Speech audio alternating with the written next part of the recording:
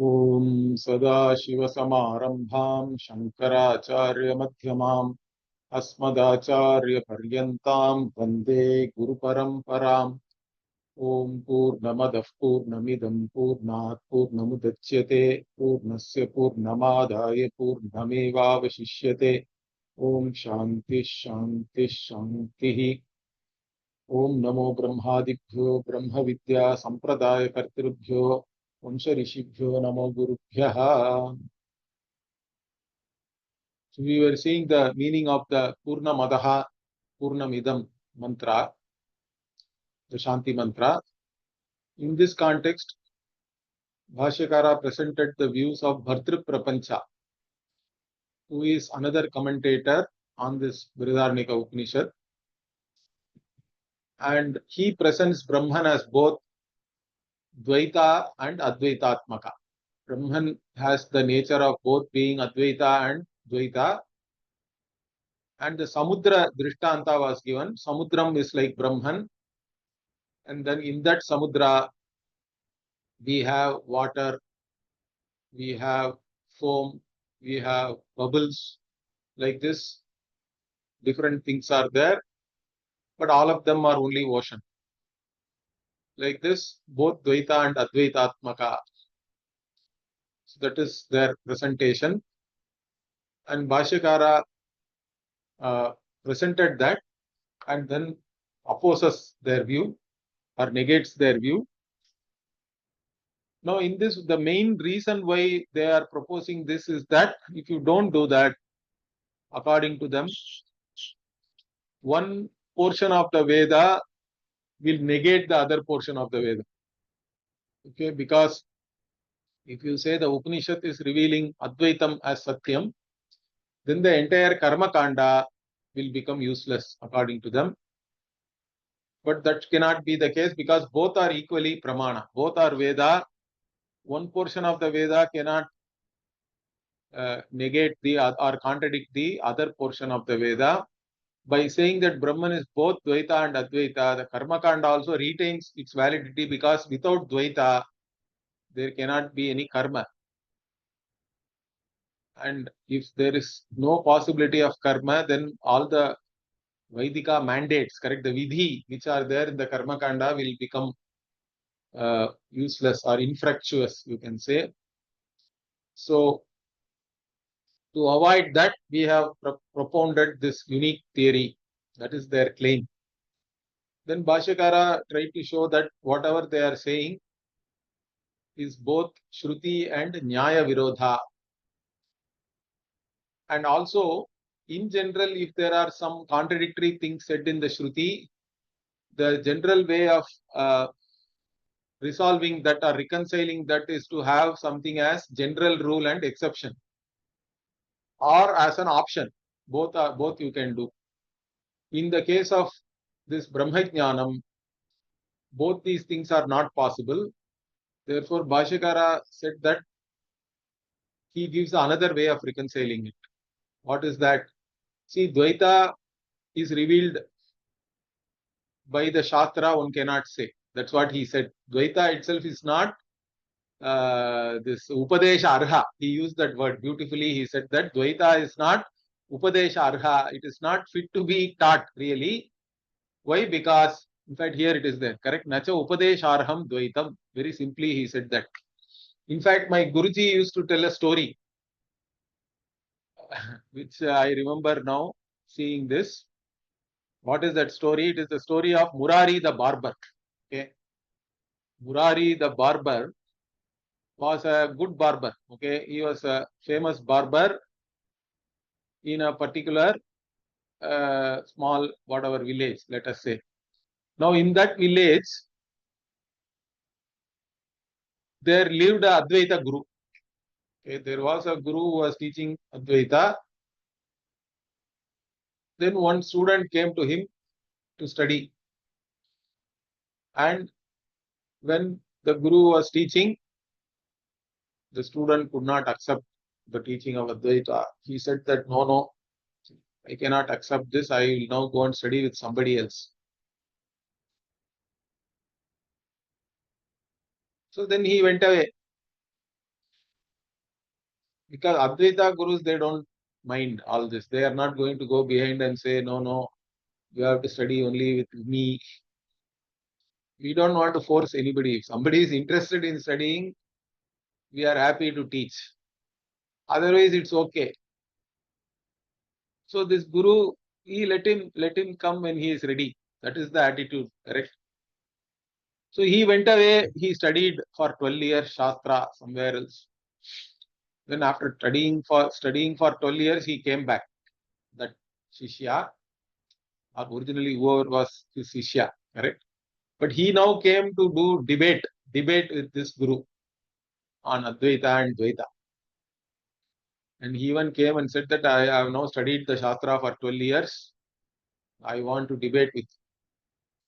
Then when he came back and said that, Advaita Guru was saying, no, no, I am going to get my shaving done. And Murari the barber has come. So please wait. Let me get my head and face, all these things. Let me get it shaved. Then we will discuss. So he asked this Sishya or the former Sishya to wait. Then he went and had his shaving done from Murari. After the shaving was over, the Advaita Guru, what did he do? He fell at the feet of Murari. Okay. He did namaskara to Murari and said, you are not Murari the barber. You are the Lord Narayana himself. You have made me Tejasvi by doing all this shaving. You have made me bright. Okay. So you are Lord Narayana himself. Like that, you are Murari, the Lord Narayana. Like that, he told and he did namaskara. Then Murari was horrified. What is this?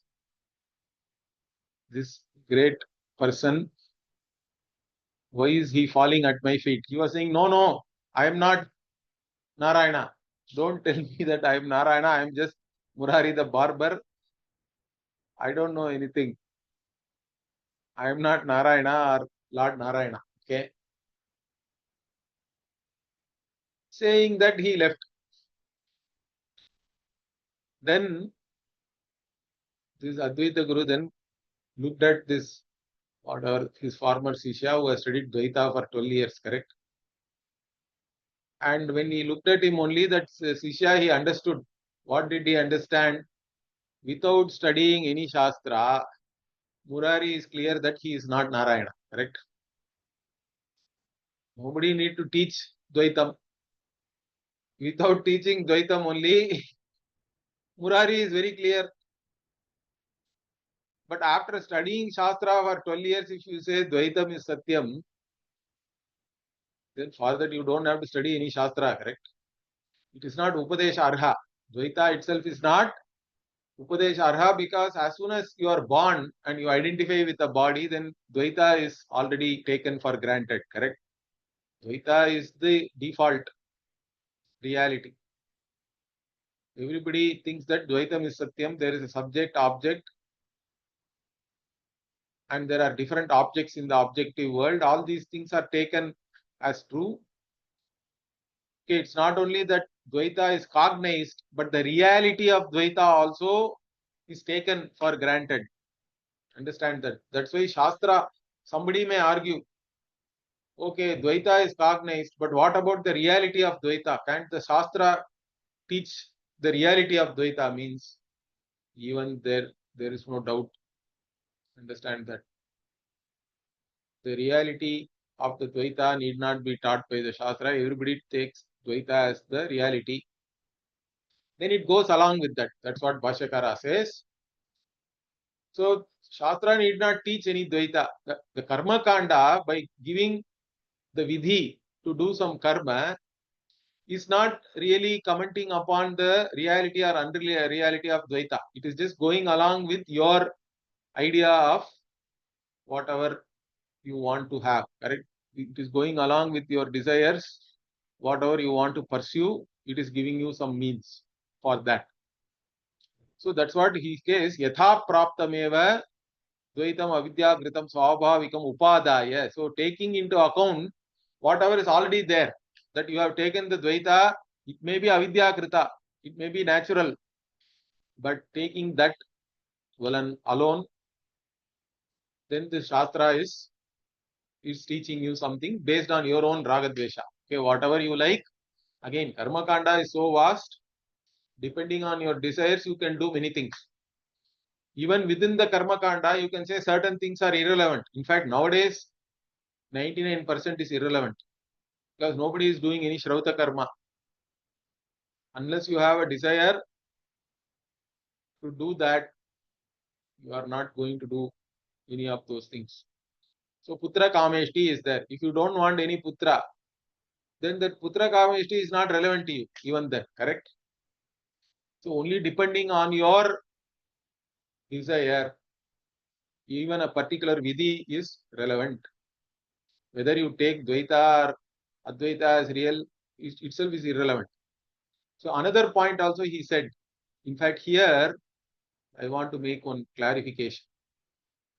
Okay, so see, there is a double negative here. So I didn't notice the double negative, and I gave a meaning. Okay, so he was talking about the Buddhist also. So this is the Vaidika, correct? So later on, Bhashyakara also made a point that let us take the Buddhist, Pashandadibihi, like that he said. So that is somewhere here, I think. Okay, Nagrinni Yugu. So here on. See, Napi Pashandibihi Prasthapitaha Shastrasya Pramanyam Nagrinni Yugu is there. So Na also is there in the beginning, Nagrinni Yugu is there. It is double negative. So what he is saying is, even those Buddhists also talk about Dvaita Mithyatvam, correct? Even the Buddhists who talk about Dvaita Mithyatva accept the Pramanyam of their own Shastra. That's what he is saying. Okay.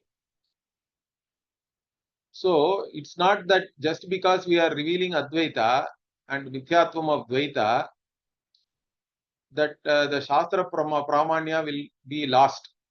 Because Advaita means there is no teacher, taught, teaching, division. Then who is teaching whom? All these questions are coming, correct? Is the teaching real or not? That's why we say the teaching need not be real, but what it is revealing is real. Teaching itself need not be real. Like even the dream tiger is not real, but it can wake you up, correct? It ended up waking you up to the reality.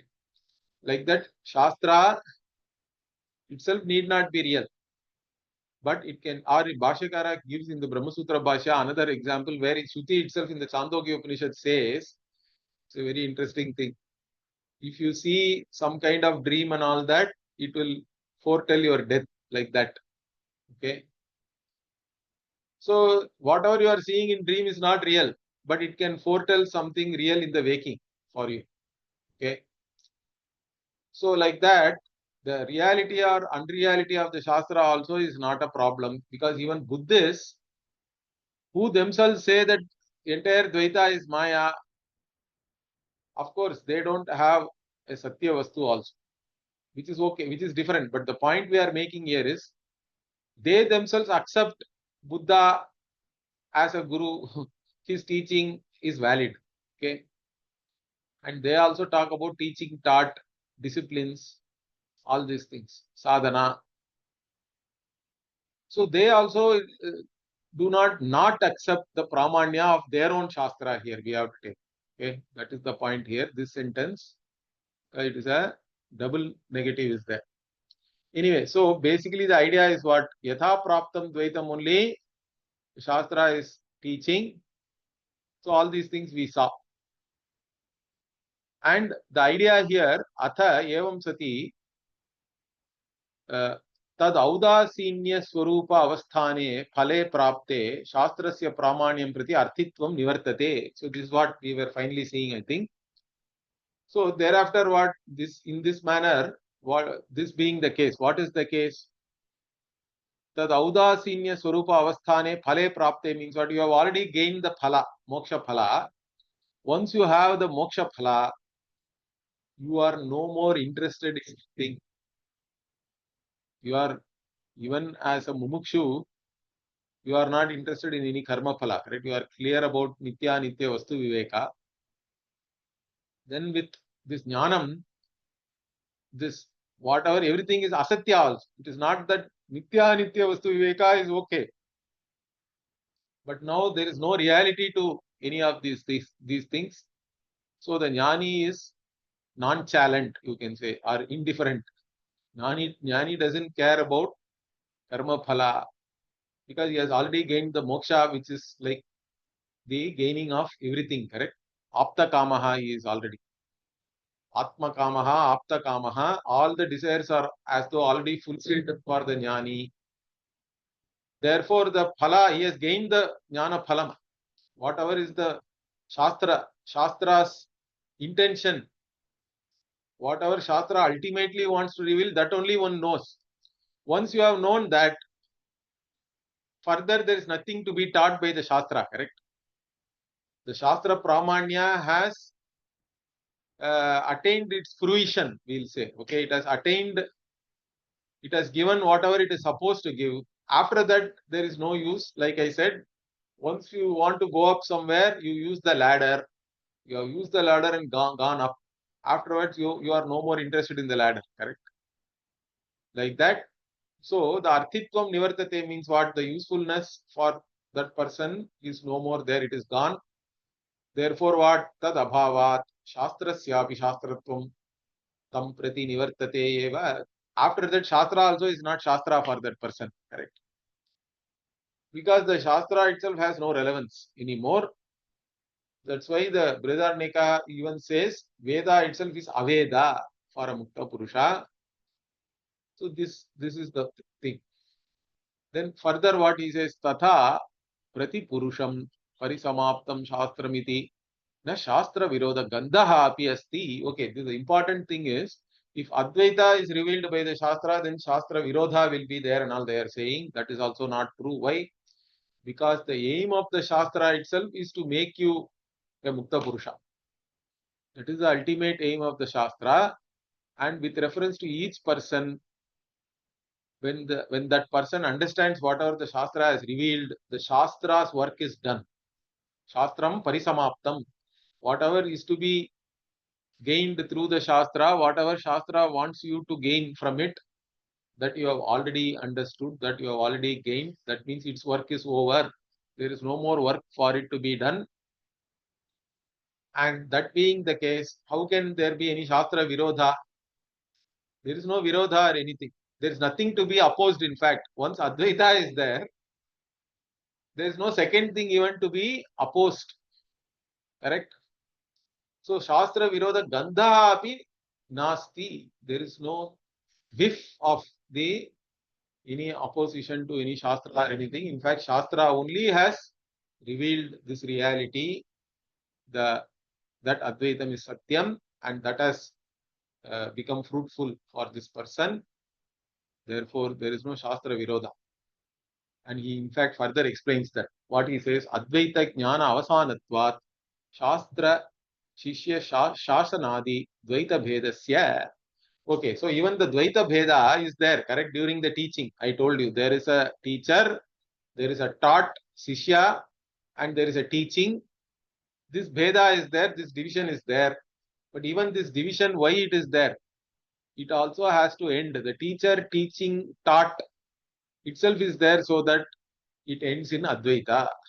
You finally understand that Advaitam is Satyam. You are not separate from your teacher. You are not separate from the teaching also. Whatever is taught also is you. So you are the teacher, you are the taught, you are the teaching. That is the reality. Everything is Atma, and it again culminates there. Avasanatvam means you can say all this Dvaita Vyavahara also of Guru Sishya Vyavahara. That is, the Guru Sishya Vyavahara also has to culminate in this Advaita Jnana. Also, what he is saying further, see, anyatama avasthanehi virodaha syat avasthitasya. Okay, what he is saying is one of them. If the teacher alone remains, or whatever teacher and taught are remaining, teaching is not there, or teaching and taught are there, teacher is not there. In any of them remains while the other is not there, or other alone is negated, then it is, you can say there can be some opposition and all that. But here it is not like that. Everything is gone. Only Advaita is there. Advaita Vastu alone is there. Atma alone is there. So where is the question of any Virodha? So that's what he is saying. Itara itara apekshatvattu shastra sishya shasananam na anyatamaha api avatishthate. Also what these three are mutually dependent. One can be a teacher only when there is a student, correct? And you also can become a student only when there is a teacher. And then the vyavahara is the teaching there. Whatever vyavahara happens, all these things depend on each other. So either all of them are there or none of them are there. Okay, so there cannot be anything in between state or anything. Therefore, what he is saying is sarva samaptautu kasya virodaha ashanketa advaite kevale shive siddhe. So when everything has culminated in this advaita jnana, correct? There is nothing else other than Atma. Means who is going to do virodha of whom? There is no question of any virodha or contradiction or any opposition or anything.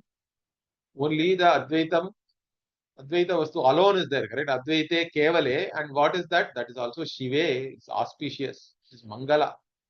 Because there is no more auspicious Vastu than this Atma Vastu, Brahma Vastu, because it is Purna Vastu also. It is Pujya Vastu. That is why in our tradition, even when all the Nama Rupa is gone, that is Vibhuti. Or when you remove everything also, it is not, there is no vacuum or zero. Zero is called Pujya. Correct? Even when all counting is gone, whatever is remains is the consciousness alone remains. That is Shiva. So Shive Siddhe. Then what? Napi avirodhata atayeva. So therefore only one is there. Where is the question of virodha or avirodha also is not possible, he said.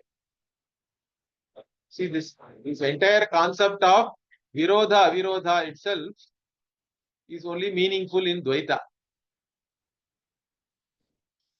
So when there is no second thing, you can't even talk about virodha or avirodha. Okay, opposition or non-opposition, both are not relevant or cannot be even talked about here. Okay, further, so now he has made all his points. Now he is saying, even if we accept whatever you say, in fact, whatever defects you are trying to point to us, all those defects you are going to have. You will have the Shastra Virodha yourself, he is saying. So, athapi abhyupagamya bhrumaha dvaitatmakatvepi Shastra Virodhasya tulyatva. So, even if we take Brahman as Dvaita, Advaitatmaka, then also what you said that we are creating Shastra Virodha between Upanishad and Karma Kanda. But in fact, that dosha you will be having, in fact, the same for you also. Why? How he is trying to show that.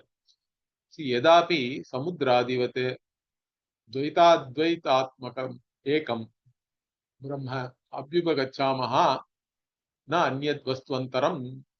Okay, so there is no other vastu, there is only one vastu. Okay, like the ocean, which is Dvaita and Advaita Atmaka, like that Brahman is there.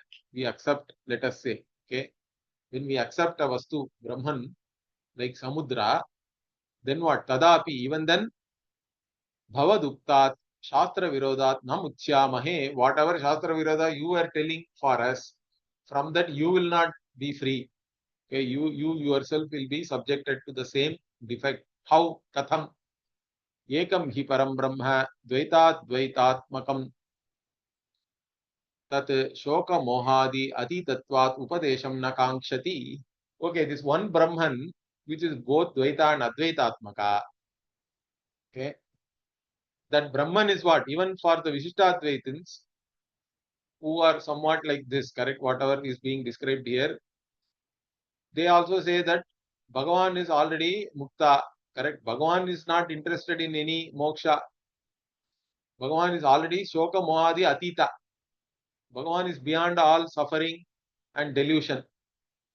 Therefore, Bhagavan is not seeking any teaching from anybody. Upadeksham na kankshati. He is not expecting any teaching from anybody. Okay. Further, what? Nacha upadeshta anyaha brahmanaha. Even if there is a teacher, that person also cannot be other than Brahman. Correct? Brahman alone is a vastu. And further, what? Dvaita dvaita rupasya brahmanaha ekasya eva abhyupakamat. Because you have only accepted one Brahman, which is dvaita dvaita rupa. Therefore, the teacher also cannot be other than this Brahman. But Brahman is neither interested in being a student nor it is interested in teaching. Understand that. Okay, so atha dvaita vishayasya anekatvat anyonya upadeshaha na brahma vishayaha upadeshaha iti chet. Okay, now what he is saying is the Purva Pakshi is coming back and saying the Dvaita is manifold. There are so many things Dvaita. Why can't the Jivas themselves teach each other? Let the Brahman need not teach. Brahman is neither interested in being student nor teacher, okay. But what about the Jiva? They can teach each other, correct? Aneka Jivas are there. And whatever teaching, it is not Brahma Vishaya, he says. Brahman is neither the teacher nor the taught. So it is not related to Brahman. So, na Brahma Vishayaha Upadeshaha means, iti chet, what even then it is not proper. Why? Tada Dvaita Dvaitatmakam Ekameva Brahma Nanyad Asti iti Viruddhyate. You only said there is only one Brahman, which is Dvaita Dvaitatmaka. Now you are saying what? The Jivas are all completely different. How can that be possible? There cannot be another entity different, correct? Na anyadasti. Like that, whatever you said, you are now contradicting yourself. Okay? That there was only one vastu you said, now they are saying more than one is there and they are teaching amongst themselves. Further, what? Yasmin dvaita vishaye anyonya upadeshaha saha anyaha dvaitam cha anyadeva iti samudra drishtantaha viruddhaha. Okay, here there is a different reading should be there. This saha anyaha advaitam it should be. This is not dvaitam. Okay, note it down. I think here either it's a mistake or it's a different reading, but again having dvaitam here doesn't make any sense to me. So what we are saying, even let us say the anyonya upadeshaha is there and that is dvaita vishaya. Correct? Because if jivas are there really separate from Brahman and they are doing all this Shastra Vyavahara, teaching, etc. So they are teaching each other, then that is Dvaita Vishaya. In that Dvaita Vishaya, this Advaita, how will it be there? And Advaita will become separate then, because the entire teaching is only Dvaita Vishaya. Advaitam will become Anyaha. Then your Samudra Drishtanta will not fit anymore. Because now the same thing is not Dvaita and Advaita Atmaka. Correct? For that only you gave the Samudra Drishtanta. But here the Dvaita Vishaya Upadesha is something separate and Advaitam Brahma is separate. Means your Samudra Drishtanta also does not hold good, he is saying. Anyadeva iti Samudra Drishtantaha Viruddhaha. Samudra Drishtantaha does not hold good. Further, what? Nacha Samudra Udaka Ekatvavat Vijnana Ekatve Brahmanaha Anyatra Upadesha Grahanadi Kalpana Sambhavati. Okay, the na you have to connect here. Na Sambhavati. What is not possible? He is saying like Samudra has Udaka as the Swarupa, as the one nature, correct? The water. Like Samudra is nothing but water. Like that, Brahman is nothing but Vijnana. Vijnana ekatve. It is only Vijnana. It is one homogeneous conscious entity. Like Samudra is, assuming Samudra is one homogeneous water, let us say, forget about salt and other things. So if it is a water body is one homogeneous water. Like that, Brahman is one homogeneous entity which is nothing but consciousness. Correct? Consciousness alone is Brahman. Vijnana ekatve, Brahmanaha anyatra, other than this Brahman. Nowhere else you can even think of Upadesha, etc. Upadesha Grahanadi Kalpana. And so this Upadesha understanding can happen only in a conscious entity. You cannot imagine teaching taking place somewhere else also. That is not possible. Without Brahman being in the picture, even teaching, etc., is not possible.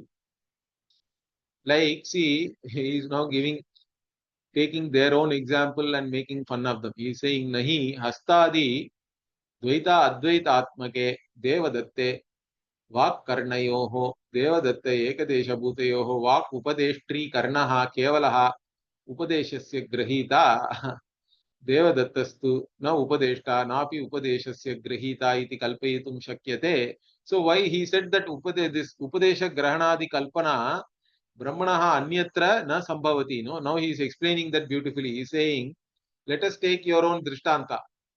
If you take Devadatta as a person, conscious entity, he is one, but he has many parts, correct? That is their whole idea. Whatever the Samudra Drishtanta they are giving also is something like that only. Devadatta is one, but his hands, his ears, his organ of speech, all these things are separate, correct? So he is saying Hastadi Dvaita Advaita Atmake Devadatte. In Devadatta, who is having this nature of being one person with many Dvaita, with also Dvaita being there, correct? Plurality, in fact, like hands, etc. For in that Devadatta, Vak Karnayoho, Devadatta Ekadesha Bhutayoho means Vak and Karna, the organ of speech, organ of hearing, which are one part of Devadatta, correct? Devadatta Ekadesha Bhutaha, they are in the form of one part of Devadatta. In that, Vak is only teaching, Upadeshtra, and Karna is only understanding, it is only listening, the teaching. Can you say like that? And Devadatta himself is not a teacher, or he is not the one who is being taught. So Devadattastu na upadeshta na api upadeshasya grahita. Only Devadatta's mouth is speaking, ears are hearing. Can you say like that? Can you even imagine like that? Means it doesn't make any sense, correct? So like that, if you have even Dvaita Brahma, even there, this Guru Sishya Vyavahara does not make any sense. Even the teaching itself becomes meaningless there. Okay. So what we say, Samudra, Eka Udaka Atmatvavat, Eka Vijnanatvat Devadatyasya, because Devadatta is again one conscious entity. Like even the Samudra is one water. Samudra is of the nature of water alone, like that Devadatta also is of the nature of Vijnanam alone. In that Devadatta, you cannot say that Vak alone is the teacher, ears are only listening and it is the student and all that. Like that, you cannot divide. Doesn't make any sense. Therefore, what Tasmat Shruti Nyaya Virodhascha Abhipretartha Asiddhischa Evam Kalpanayam Syat. So, in this manner, if you imagine that Brahman is both Dvaita and Advaita, what is the result? It is opposed to both Shruti and Nyaya, and even whatever you want to establish, Abhipreta Artha Asiddhi, even whatever you want to establish, that also you are not able to establish. You are going against your own Pratignya. That's what Bhashyakara is showing. So therefore it is not tenable. It cannot be accepted. So tasmat yatha vyakyataha eva asmabhihi purnamadaha ityasya mantrasya arthaha Therefore, whatever we have given the meaning, that alone. Here, asmabihi is using the plural. That means what? We have to understand the parampara. This is the sampradaya. Bhashyakara is identifying with the Guru Sishya parampara and the teaching methodology. And he is using plural, asmabihi. It is not that he is praising himself or referring to himself in plural in a respectful manner and all that. But here he is identifying with that means he himself is not saying all these things. That thing also we have to understand. Shankara is not somebody who invented Advaita or anything. Vedanta means it is Advaita only. The Upanishads are revealing this Advaita Tattva. Anybody who reads it with an open mind cannot come to any other conclusion. And the unbroken lineage of teaching also is teaching the same thing. Okay. So we trace that to either Sadashiva or Narayana himself, correct? And we have a Guru Sishya Parampara from there. And in that Shankara is an important link. That's why we say Shankaracharya Madhyamam. Shankaracharya is the important link in between for this teaching which is still coming even today. So he is saying Asmabihi, whatever we have told, that meaning alone is proper. Okay, now he is going into the actual meaning of this, whatever here, long back we saw, correct? Om Kham Brahma, Kham Puranam Vayuhu, Puranam Vayuram Kham iti, Ha Sma Aha, Kauravyayani Putraha, Vedaha Ayam Brahmanaha Viduhu, Vedanena Yad Veditavyam. So for this, Bhashyakara is giving the meaning here. Now, Om Kham Brahma iti mantraha. Now he is giving the meaning for that. What? Ayam cha anyatra aviniyuktaha iha brahmanena dhyana karmani viniyujyate. So this Kham Brahma, Om Kham Brahma, like that, whatever is said here, it has not been revealed for any, with any particular usage, for any particular kind of use before. And here it is being revealed so that you can use it to do meditation, you can use it to do dhyana on Brahman, Saguna Brahma Upasana. Okay.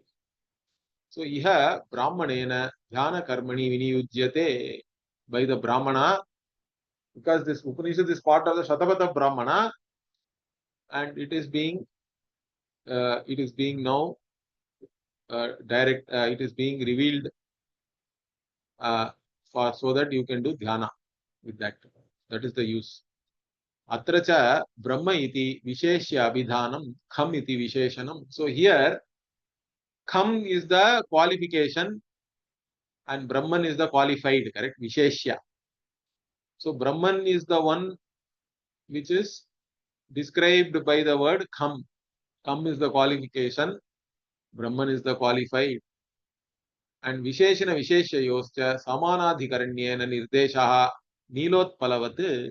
So when we say Neelam Utpalam, blue lily or blue flower, both blueness and flowerness are there in the same locus, correct? There is a Samanadhikaranyam, we say. That is what is called Samanadhikaranya. Samana Adhikarana is there. Adhikarana means you can say a locus. And these two words, the blue and flower or lily, both of them are pointing or indicating to the same locus. They are revealing the same locus, you can say. That's why they both are in Samanadhikaranya. In English, we say apposition. APPO. Okay. Apposition is the word used in English for that. So the Visheshana and Visheshya both are in the same place, in the same locus, like the Neela Mutpalam. That means Kham also is pointing to the same Vastu. Brahman also is pointing to the same Vastu, even though Brahman is considered to be the qualified. And Kham means Akasha. Okay. So why Akasha, the word is used for Brahman? That also Bhashyakara is saying now. Kham Brahma iti Brahma Shabdaha Brihad Vastu Matraspadaha. So Brahma comes from the root Brihi Vriddhau. Okay. So Brihi Vriddhau. is the root. Brih dhatu in the meaning of big, great. All this meaning is there. And without any adjective, if you take big as a noun, means it is limitless really. It is Brihat Vastu Matra Aspadaha. It reveals only a great entity, which is limitless, really speaking, without any Visheshana. Avisheshitaha. Without any qualification, if big itself is a noun, see, normally big means, if you use it as adjective, then the meaning can be very different, correct? Big mosquito is different from big mountain. It is very different. But big by itself, if you take, in fact, there used to be a band, rock band called Mr. Big. I don't know why they had that name, but anyway, this big is an interesting word. If you use it only as a noun, Bhashyakara is saying it just reveals the limitless. And here again, from in a physical sense, Akasha itself is the limitless for us, correct? Because Akasha is something, it is all pervading. So the word, the Akasha can be used as a description for Brahma or a qualification for Brahma. So Kham Brahmeti. So Ataha Visheshyate. Therefore, this Visheshana is given for Brahman as Kham Brahma, and it is appropriate. Yattat Kham Brahma, Tat Om Shabda Vachyam, and that Kham Brahma itself is the meaning of the word Om. Om iti Brahma, in all that, in different Upanishads it comes. Correct? So, Om word itself means Brahman or Ishvara. In fact, the Om meaning, if we take, my Guruji used to give uh, beautiful meaning for Om. Because Om, you can take it as a linguistic word. If you take it as a Sanskrit word, then it comes in the meaning Ava Rakshane. Correct? Ava Rakshane means in the meaning of protector. So Om can be taken as protector, means Ishvara is the protector. Correct? So Om can mean Ishvara, Sagunam Brahma. But Om, if you take it as a non-linguistic symbol, correct? It is a sound symbol, not a word. Understand that. It is a non-linguistic sound symbol. Then also it refers to Brahman. How? Because Om itself, if we further break it into different sounds, it is A, U, and Im. Correct. Nowadays, some people write Om as A-U-M, and they even pronounce it as Aum and all that. It is not correct. That's not the idea. See, Om, you can break it into three sounds. That is fine. But when you actually do the Ucharanam, the pronunciation, it should be Om. It should not be Aum and all that. It is not Aum. Or even you don't have to write it as AUM. It is OM only. It is Om really. It is Om. You can write it as Om. But when we understand it, when you break it into different constituents, then it is looked upon as A, U, and correct? Now, if you look at that sound as a sound symbol and non-linguistically also, what you can understand is the first sound you can make. Okay, if you open your mouth, that is ah, correct, without any other effort. If you don't put any other effort, because in the Sanskrit alphabets, when we learn the alphabets also, we learn it based on the effort we give. That's why Sanskrit is a very well-defined language. Everything is very well defined. So the vowels, even in the vowel, is the vowel where you don't have to put any other effort. You open your mouth and just expel some air, you get a. Then even to say oo, you have to make your mouth, you have to make it into a particular funnel shape, correct? Oo. Then only it becomes oo. The same a only becomes oo if you make the mouth in a different way. Or if you put some effort in the throat here, ka, the a becomes ka, means that's why we call it as kantya. All the sounds where we make some effort in the throat, they are called kantya. Like the different places are there, kantya, murdhanya, Talavya and all that. So you can go and study the Siksha Shastra. All these details are given beautifully there. What I am trying to say is, is the sound, basic sound, and that gets modified into different sounds based on the effort you give. That's why we call the prayatna, we say. Bhashya prayatna, antara prayatna, like that also it is looked at in the Shiksha Shastra in Sanskritam. The effort you put inside your body and also the effort you give in expelling the air, that is called Bhashya prayatna. Because we have Mahaprana, Alpa Prana also, and even nasal. All these prayatnas are there. Bhashya prayatnam, antara prayatnam you do. But without any prayatna, the basic sound is A. And if you close your mouth, the only sound is correct. You can't make any other sound. Maybe you can make a slight difference in the Shruti. All that you can do, but it is always only. So open your mouth, close your mouth, and every other sound is there in between. That is represented by U. So Om as a sound symbol again represents all sounds, all words in all languages. All sounds are represented by Om. If you take it as a sound symbol, therefore it is a very appropriate symbol for Brahman also, which is everything, correct? Like that. My Guruji used to explain this Om very nicely as a non-linguistic sound symbol. So that way also Om is very appropriate as a word indicating Brahman. So Brahman is Om Shabda Vachyam or Om Shabda Swarupam Va. You can take it in any way. Okay. So you can either take it as it is the meaning of the word Om or Brahman itself is of the nature of Om. So Ubhayathapi Samanadhikaranyam Aviruddham. So Samanadhikaranya will be there in both cases. It is in the same locus or in the same vastu only we are talking about. Whether you use the word Om or you use the word Brahman, it is what is repeating, indicated or revealed is the same vastu, Samana Adhikarana. And further what Ihacha Brahma Upasana Sadhanatvartham Om Shabdaha Prayuktaha Tathacha Shrutyantara. So here, anyway, this Om Shabda is being used for doing Brahma Upasana, Saguna Brahma Upasana. So it is for Upasana Sadhanatvartha only. It is a sadhana. The Upasana itself is a sadhana or the means for attaining this jnanam.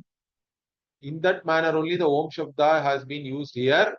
And like that, it is not that only the Brhadaranyaka Upanishad is talking that, many other Upanishads are also talking that, correct? Etadalambanam sreshtam, etadalambanam param, etadalambanam nyatva. Like that it goes, the Kathopanishad is there. It is also talking about this Omkara as the Sreshta. Okay, it is the best. And Omiti Atmanam Yunjita. So your Atma, you connect it with this Om. Like this Narayana Upanishad is there in the Taittiriya. That is the 4th chapter of Taittiriya, Mahanarayana Upanishad. And then Omit Yetena Yeva Aksharena Param Purusham Abhidhyayita. This is Prashna Upanishad. So this Om, with this Akshara only, you meditate on the Parama Purusha, which is Brahman. Again, Omit Yevam Dhyayatha Atmanam. Mundakopanishad also talks about the Omkara Upasana. That's why this Omkara Upasana is very important. That too, Vidyaranya Swami in the Panchadashi says, you can do Omkara Upasana or Om chanting. Mentally you can do, where this Om you have to chant like a long Om. It's not just Om. Normally Om itself is a Pluta, correct? 3 matras you are supposed to say, but even longer than that you can mentally chant Om, he says. And that will help you a lot in gaining a certain focus of your mind, correct? This Chitta Naischalyam, it will help. So the Omkara Upasana, in fact, is the one which is given to sannyasis. So that's why even my Guruji used to say, for Grihastha, you should not do only Omkara Japa, he used to say. Kevala Omkara Japa, Grihastha Shrami should not do. Like that, even traditional people say, because if you do that, you will become a sannyasi. That is the idea. But if you want to become a sannyasi, or sannyasis are supposed to do this Omkara Upasana actually, or the Omkara Japa, that too long Omkaras. So this Omkara is a useful sound to do japa, to do meditation, and it will really help you in gaining certain disposition of your mind. Okay. And anyartha abhavacha upadeshasya. So here you cannot take it in any other meaning, he says. This Om has been used as either Brahma Shabda Vachya. Okay. Brahman itself is either Om Shabda Vachya or Om Shabda Swarupa, and Omkara itself has been used here only for the purpose of doing upasana on Brahman. You cannot take it in any other meaning, because in some other context like karma, Om itself is used differently. Okay, that's what he is saying. Yatha anyatra Om iti shamsati, Om iti udgayati. So you praise with the word Om. So there Om is used for praising. Here it is not for praising Brahman or anything. Or you do this Udgita, you start singing with Om and all that. So Omkara is used in different ways in karma, but here you cannot bring in all those meanings. Here the only meaning which is possible is that Omkara itself has to be used for Brahma Upasana only, for Brahma Dhyanam. So Ityeva Madhav Swadhyaya Arambha Apavargayoscha Omkara Prayogaha Viniyoga Viniyoga Davagamyate. So this Omkara, we always start any chanting with Omkara, correct? Or we end also with Omkara. Swadhyaya Arambha Apavargayoscha. Omkara Prayogaha Viniyogad Avagamyate. So this is known to us by whatever usage which is there. But here it is not like that. Nacha tatha arthantaramiha avagamyate. So here it is not like that. It is only for the purpose of doing dhyanam. Therefore, tasmat dhyana sadhanatvena eva iha omkara shabdasya upadeshaha. So the omkara shabda upadesha here is purely for the purpose of dhyanam. Yadyapi brahmatmadi shabdaha brahmanaha vachakaha tatapi shruti pramanyat brahmanaha nedishtam abhidhanam omkaraha. So even see this Brahma, Atma, etc. There are different shabdas are there, correct? They are all the ones which are revealing Brahman. Okay, Brahmanaha Vachakaha. Even then what? From Shruti Pramana itself, this Omkara also is an Abhidhana for Brahman. Okay, that's what he is saying. Atayeva Brahma Pratipattau idam param sadhanam. Therefore, it is one of the best sadhana means for gaining this Brahman or understanding this Brahman. Here, the Pratipatti is basically the gaining of Brahman means what? You get Brahman means here getting is in terms of knowledge. Even in English we say, correct, you tell something to somebody and we ask, did you get it? Means there the getting is not some getting something physically or anything. It is purely in terms of understanding. So for understanding Brahman also, this Omkara Upasana or Omkara Dhyana is Param Sadhana. It is the best sadhana. Tacha Diprakarena Pratikattvena Abhidhanatvena cha. So it is in two ways. This is what I already told you. Because Omkara itself is a pratika, means it is a sound symbol, and also it is also a word, vachaka. It can be used both as a purely non-linguistic sound symbol. In that way also you do upasana, or you take it as a word and abhidhana. Abhidhanatvena also it is there in both ways. So pratikattvena yatha Vishnu adi pratima abhedena evam omkara Omkaraha Brahmeti Pratipattavyaha. Okay. So Pratima means it is a sculpture and things are called Pratima, correct? Any Murti is a Pratima. That is also a symbol. The Murti itself is not Vishnu, correct? We all know that. Only those who don't know, they accuse us of idol worship and all that. Nobody worships the idol. We do Prana Pratishtha and we are worshipping the Devata in the form of the idol, correct? Or whatever they call idol, we did not even call it as idol, correct? It is a Pratima for us. It is a symbol, but it is a physical symbol, you can say. But Om is Pratika, means it is a sound symbol. It's not a physical symbol, but it is a sound symbol. So even the Vishnu, the Pratima is looked upon as Vishnu. Like that here also, even as a Pratika, Omkara itself can be understood as Brahman. That's what he is saying. Tatahi Omkara Alambanasya Brahma Prasidati Etad Alambanam Sreshtam Etad Alambanam Param Etad Alambanam Nyatva Brahma Loke Mahiyate Iti Shrutehe. So that's why again he is quoting the same Shruti. He quoted that Shruti here also. He is quoting this Kathopanishad Shruti.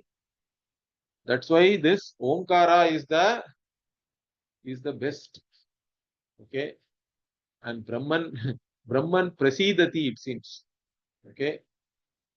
Means Brahman is is is clearly understood.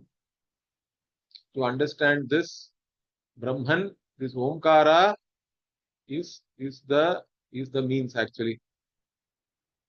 It should be used for that purpose. And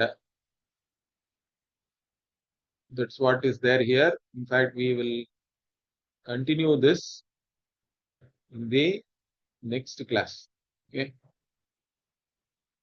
Om Purnamadah Purnamidam Purnat Purnamudachyate Purnasya Purnamadaya Purnamevavasishyate. Om Shanti Shanti Shanti. Hari Om Shri Gurubhyo Namaha. Hari Om. ధన్యవాదాలు.